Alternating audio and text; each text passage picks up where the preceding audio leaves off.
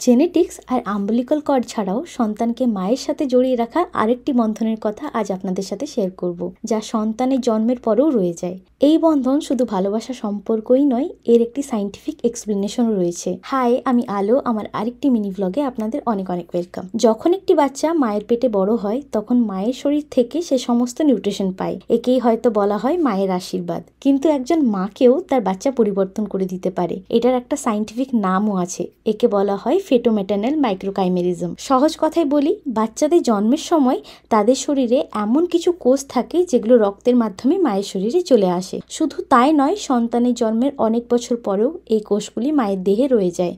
এই কোষগুলির কিছু ম্যাজিক্যাল ক্ষমতা আছে যা মায়ের শরীরে কোনো ক্রনিক রোগকে সারিয়ে দিতে পারে। এই ব্যাপারটা আমি আমার ম্যাটারনিটি এক্সপিরিয়েন্সের সাথে কিভাবে রিলেট করছি সেটা আমি একটা অন্য ব্লগে শেয়ার করব। তো এই তো ছিল আজকের shorts. Follow for more. By.